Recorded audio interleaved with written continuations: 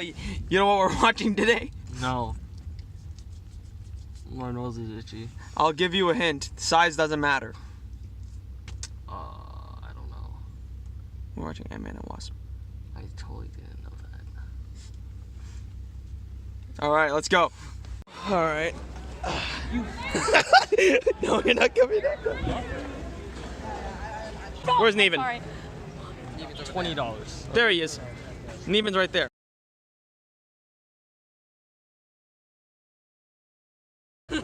Two hours later. It's pretty easy. Alright guys, I've been hearing some things about these post-credit scenes and they said it's gonna be huge. Okay. So, dude, we need to wait for these post-credit scenes. I've been hearing some news they've been huge. I'll have you know that this is how they storyboarded the entire movie. Exactly. Huh. I'm also. Alright guys, final thoughts. Let's start by Charlie. What's gay?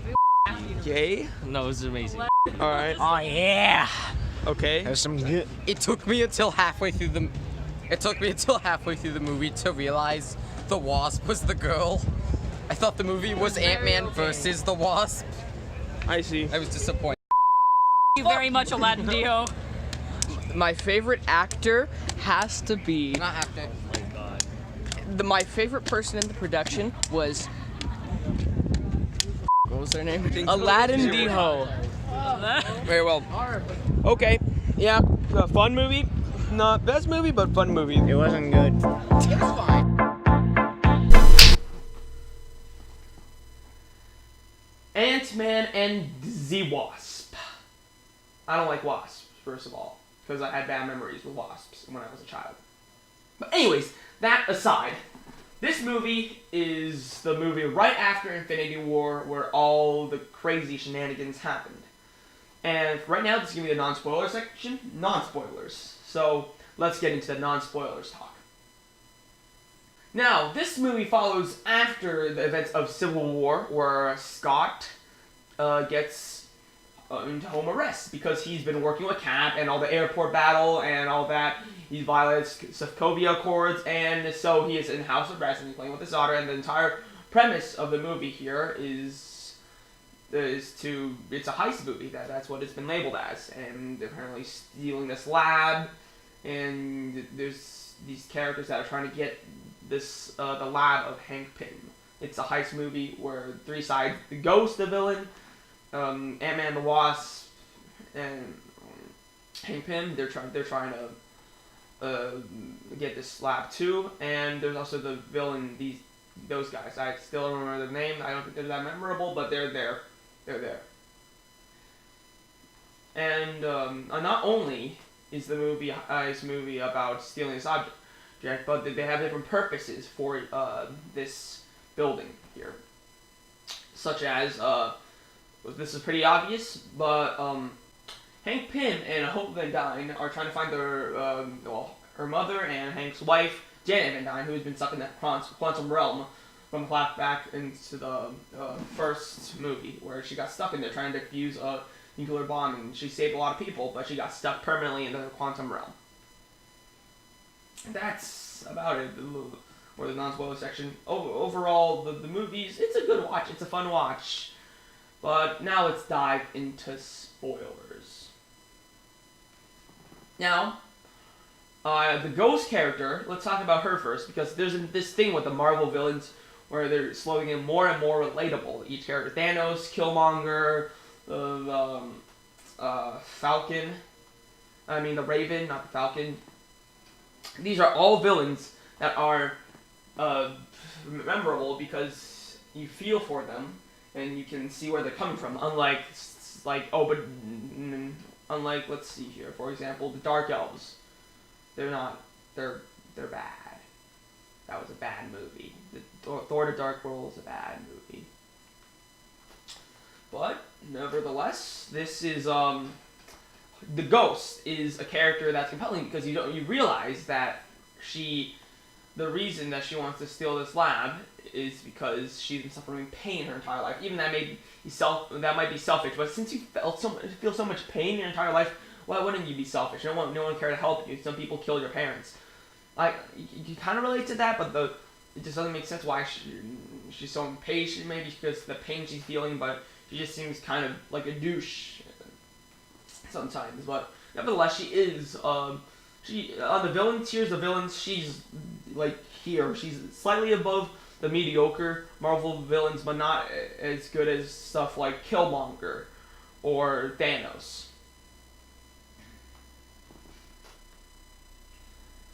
And Ray Fisher's Goliath is he's for long-term comic readers, you're like, oh my god, he's finally here, this guy. So in this situation, he seems like a nice guy that's trying to help someone who's selfish, and he seems like a nice guy.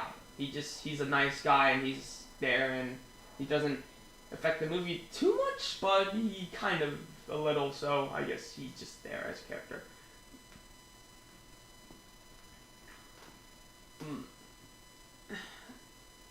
Now, back to the there's also this small little villain. I don't even remember this guy's name, but he's the guy that's trying to sell. He thinks that these stringing technology, quantum realm is the future, and he wants to target technology and give it to someone else. Possibly Oscorp, possibly, I don't know, whatever big villain corporates are there still in the Marvel universe. But you know, this guy who wants to steal it, but he's kind of just weak. He's kind of just there, and he's kind of just he'd be even funny. He's the funny villain, and he doesn't really put that much impact on the entire story. He's just there. You're like, oh yeah, that's the guy. And I like the Jimmy Wong character, because he's a good comedic relief in the FBI, and he's just sometimes you're like, oh god, this guy's so bad. This guy's so evil. He's pretty comedic, and I like his role in this movie, and he's pretty nice. And what other side characters are there? Before we touch on the main characters, there's some FBI agents and stuff, but I guess I don't really count them in. They're kind of another threat in the back. While watching this movie, their presence in the back I feel like is as much of the threat as the Ghost's present. So yeah, the FBI did their job. They made me hate them. Yeah.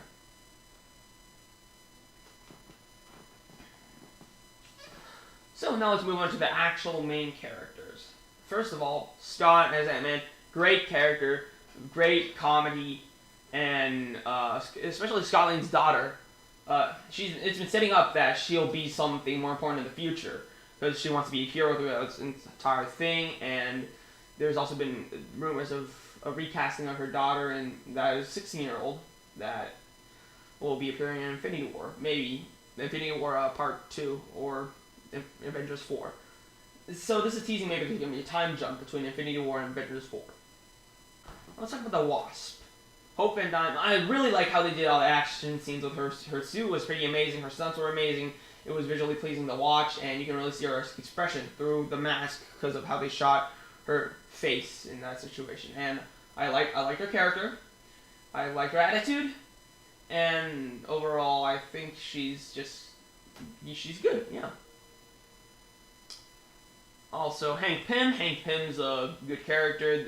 Throughout this entire movie, it's about how Hank's past has come to haunt him. It's kind of also like how in Black Panther how T'Challa's father T'Chaka left Killmonger, and so it came back to haunt him. Except in this situation, it's because he refused to work with these other corporations with the Pym particles, and Ghost's father, which in the comics is the Eggman character. He was trying to recreate this, but then he failed and leading to his death. So this leaves Hank Pym partially responsible for her parents' death. And also Ray Fishburne's character Goliath. He also has this falling through with Hank a while ago, and and also how Jennifer Knight got trapped in the quantum realm. This is all kind of Hank Pym's fault, and you kind of you're kind of trying to reverse these faults throughout this entire movie, and they just come back to haunt him. Now, Janet Van Dyne's character, I feel like it's a bit underdeveloped that they didn't use her that much, and the fact that when she came out, she's like, oh, I've been evolved, and then all of a sudden she did this magic thing on Ghost, like he touched her forehead, and all of a sudden she's temporarily healed, I guess. This makes it kind of like, what? How did she get those powers? But maybe she did. Maybe this power will foreshadow something else more important later. I'm not completely sure. But it's cool. Janet Van Dyne's a cool character. I like the shrink quantum realm things with her, and I like her attitude. And I especially liked that one time where she transformed into Scott's body, and I just always had like a silent chuckle. Like my entire theater is probably silently chuckling, but personally, I mean, well, the entire theater was silent when it happened, but I feel like everyone deep down was silently chuckling when they saw Janet Van Dyne hop into Scott's body. Now, of course, my boy Louise, he is so gold. He pairs up so well with everything. I like how he goes off on his improbable stories, and he's just amazing. I love the guy, and he is just so comedic. He's amazing. Now, the end credit scene, it's, you're like, oh yeah, this is such a fun movie. Oh man, and look at all that happened. And then, end credit scene, Scott's trying to go into the quantum realm, capture some quantum energy to heal Ghost. And just when that happened, they let Scott down in the quantum realm, and when he's trying to pull him back, Scott's like, guys, pull him back. And then it flashes to a scene, everyone gets wrecked by the Snatcher, turned to dust. Except for Scott. It's just, you're like, oh, this is such a fun movie. Alright, what's post-credits? And then it hits you with the knowledge bomb that this just happened after Infinity War. So that happened, yeah. And you're just like, oh, yeah, that happened, that's sad. And this is, the second credit scene, it's just Scott Lang's house, everything's empty, everything is like chaos, it's almost like a zombie apocalypse scenario, and there's still the ant just playing the drums. Overall, this movie it's good. It's not the greatest Marvel movie I've ever seen, and it's definitely not the greatest movie I've ever seen. It's a little fun movie. So I'm going to give this movie a 7 out of 10. 7 out of 10 for Ant-Man and the Wasp. Anyways, guys, that's it for this review. And yeah, I'll see you all in the next video. Thoughts. What's next on Thoughts? I don't know what's next on Thoughts. There's a few movies I have in mind, but there's something next on Thoughts. See ya.